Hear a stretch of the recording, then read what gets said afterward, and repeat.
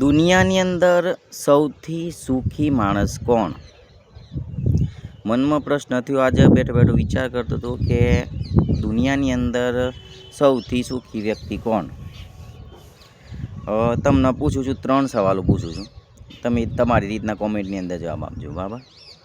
કે પહેલો વ્યક્તિ એ કે જેના જોડે પૈસા ટકા છે, ઘણાય પૈસા છે, ગાડીઓ છે, બંગલો છે, નોકર ચાકર છે. બરાબર? એ સુખી છે દુનિયામાં સૌથી. બીજો માણસ છે ગરીબ માણસ, કે જે ફૂટપાથ પર રહે છે, કે ઝૂંપડી બનાવીને રહે છે. બરાબર? શાંતિથી જિંદગી જીવે છે, ઊંઘી રહે છે, કે એને કોઈ પૈસા ચોરી થવાનો ડર નથી, કે કંઈ નહીં, બસ 2 ટંક ખાવાનું મળી જાય એટલે બસ પૂરું. શું એ સુખી છે? કે ત્રીજો નંબર આપું છું કે શરીરથી જે સુખી હોય એ, જેને કોઈ પણ પ્રકારનો રોગ ના હોય, જે ખાઈ શકતું હોય કમ્પ્લેટ, જે આરામથી રાતે સૂઈ શકતું હોય, કે ચાલી શકતું હોય, મસ્તી કરી શકતું હોય, વાતચીત કરી શકતું હોય, ફરી શકતું હોય, કોઈ બી જાતનો જેનો રોગ ના હોય, એ સુખી. તમારા માટે કોણ સુખી? બરાબર?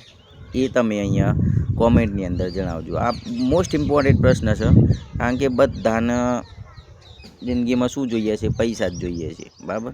પૈસા નોટ કહેવાય, શું કહેવાય, કે પૈસા તો જરૂરી છે જ જિંદગીમાં. પૈસા વગર તો કંઈ નથી. તમે જન્મથી મૃત્યુ સુધીમાં પૈસો કમાવો છો. બરાબર? પૈસો તો જરૂરી જ છે, નો ડાઉટ.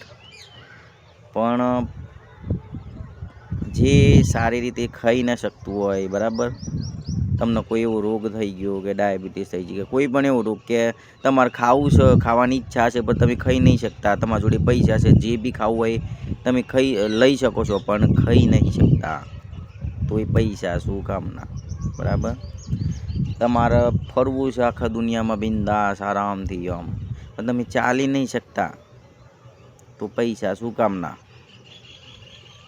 બરાબર? એ તો ઘણા બધા છે સવાલો. બરાબર?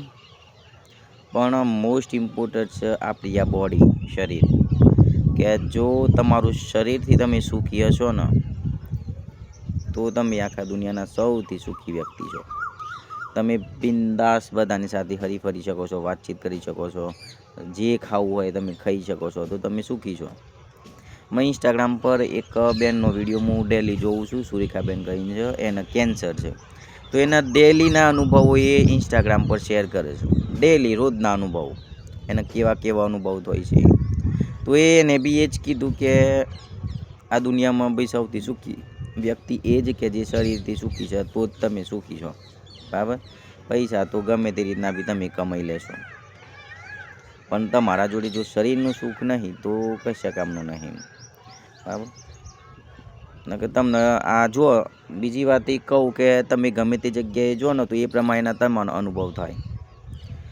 તમે કોઈ મરી ગયું છે અને સ્મશાન યાત્રામાં જ્યાં, તો તમને સ્મશાન યાત્રામાં એકદમ અલૌકિક એક અલગ જ અનુભવ થશે.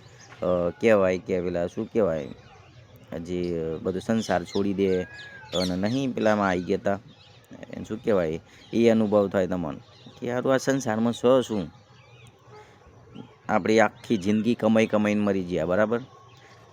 બધા પૈસા બધું ભેગું કર્યું, પણ આપણા માટે કંઈ ખર્ચ્યું નહીં.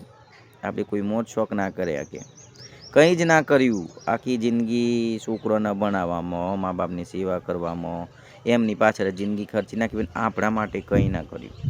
છેલ્લે શું? મરી જવાનું છે, જતું રહેવાનું છે આ દુનિયા છોડીને. આપણું શરીર એ સાથ આપવાનું, સાથે આવવાનું નથી. ના કપડાં આવવાના છે, કે ના ધન દોલત આવવાની છે, ના આપણા સગાવાલા, આપણા મા બાપ, પત્ની, છોકરો, કોઈ સાથે આવવાનું નથી, કંઈ સાથે લઈ જવાનું નથી. તો પછી દોડધામ શું કામ?